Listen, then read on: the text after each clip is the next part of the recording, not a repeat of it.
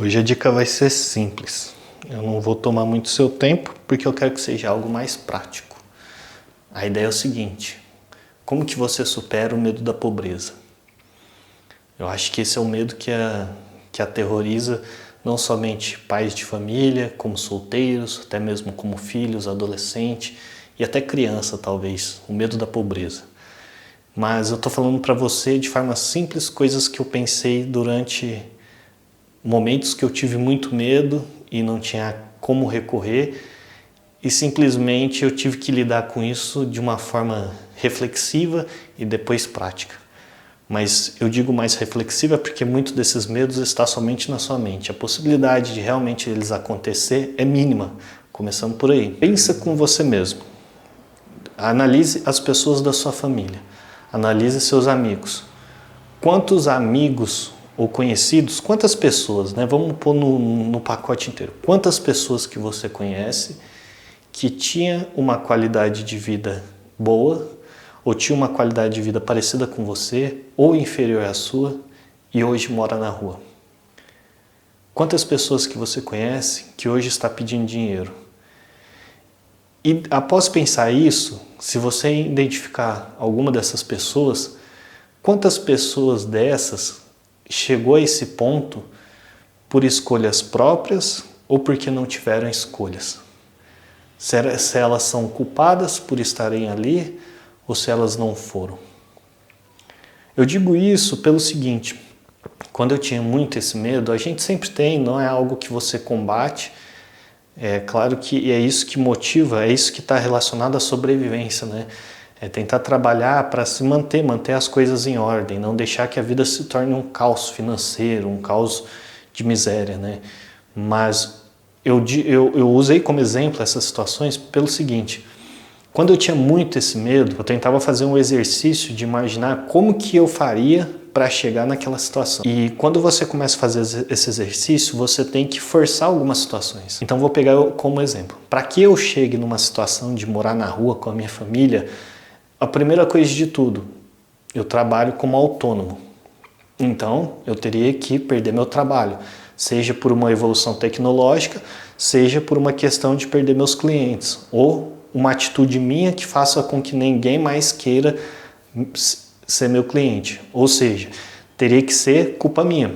Eu teria que forçar, tratar meus clientes, coisas do tipo, ou como eu falei, com uma questão de evolução tecnológica. Então, perdi meu trabalho atual. O que me sobra? Eu continuar procurando um trabalho autônomo, seja motorista de aplicativo, entregador, ou procurar um trabalho. Se em determinado tempo eu não conseguir encontrar um trabalho autônomo, eu vou ter que procurar um trabalho CLT.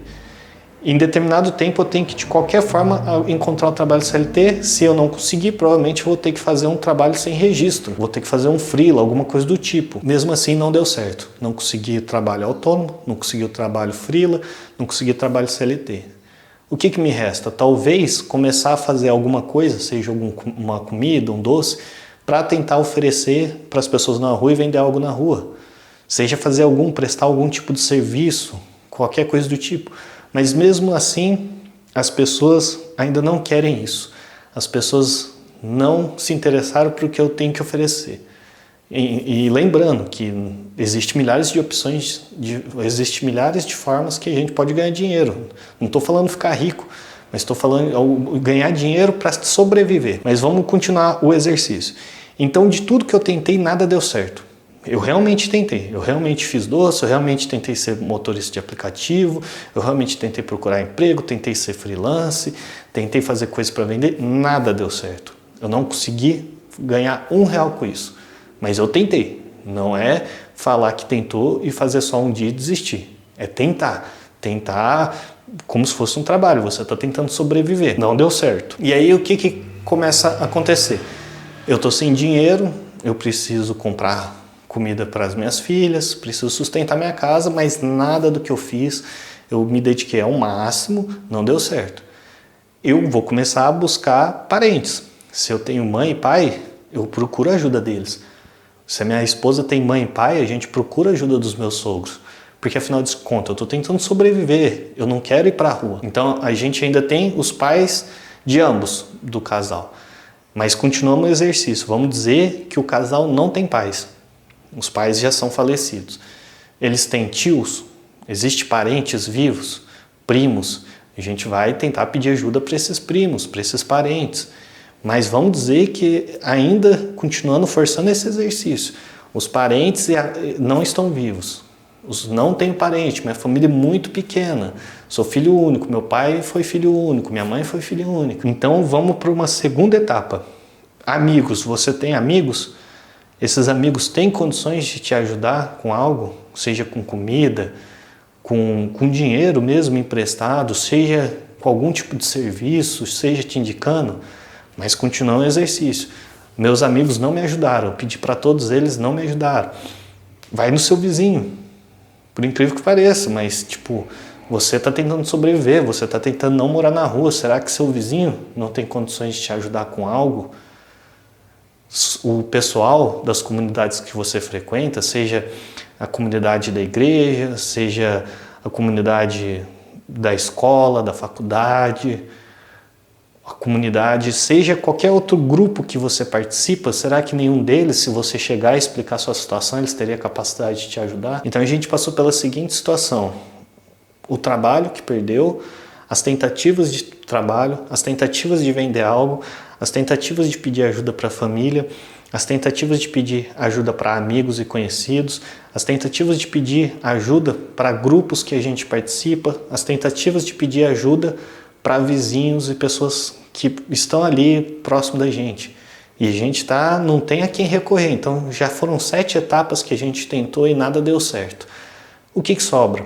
Talvez um auxílio do governo, talvez um assistente social, talvez alguém precise que esteja relacionado com relações públicas, coisas do tipo, pedir ajuda para essa pessoa. Então a gente vai para uma 8ª etapa e mesmo assim não teve retorno. Será que se você usar a internet do celular de um amigo seu, de coisa do tipo, e pedir ajuda também não seria uma alternativa? Então note que para você chegar à miséria, para você chegar a morar na rua, a pedir dinheiro, é muito mais difícil do que você imagina. O medo ele é muito mais psicológico, o medo ele não é existencial. Porque para você chegar a esse ponto, você tem que, primeiro de tudo, ignorar a si mesmo, ignorar suas escolhas, e as pessoas vendo que você está em decadência, elas têm que te ignorar para que você chegue a esse ponto. E isso é quase que impossível, porque se você leva a sua vida de forma correta, se você tem carinho, se você ama as pessoas, elas não vão deixar você chegar a esse ponto, entende? É claro que é muito difícil responder, mesmo após isso, explicando como é difícil chegar ali, por que tem pessoas que estão nessas situações. Mas cada caso é específico. O que eu quero dizer é que você que tem uma vida confortável ou minimamente confortável, é muito difícil você perder tudo isso e estar morando na rua. É como se você tivesse que querer chegar a esse ponto. Não acontece sem que você queira, não acontece por acaso, não acontece sem que você não tenha culpa. No mínimo a sua culpa está em não pedir ajuda e não tentar alguma dessas alternativas. Então isso foi o que passou pela minha mente durante uma época que eu tinha muito medo. Quando eu fui morar, quando eu saí da casa dos meus pais com a minha esposa e com as minhas filhas, e a gente passou muitas situações difíceis. E eu tinha medo, eu falava, putz, eu vou acabar perdendo tudo. Mas é como eu falei, para eu perder tudo, eu tenho que desistir de tudo. Eu tenho que desistir das alternativas de trabalho, eu tenho que desistir de ter a humildade de pedir ajuda, seja para quem quer que seja. Então isso me ajudou a trazer uma proteção, não que isso me acomode, mas o medo da pobreza, o medo de ir parar na rua com a minha família já não existe mais. Claro que pode acontecer, mas é como eu te falei, precisa ser algo que eu faça força. E se for algo que eu faça força, tem minha culpa. Se não for minha culpa, não é só eu que vou sofrer as consequências. Porque pode ser o governo, pode ser consequências que não tenham relação a mim. Aí não é mais a culpa minha por eu estar morando na rua.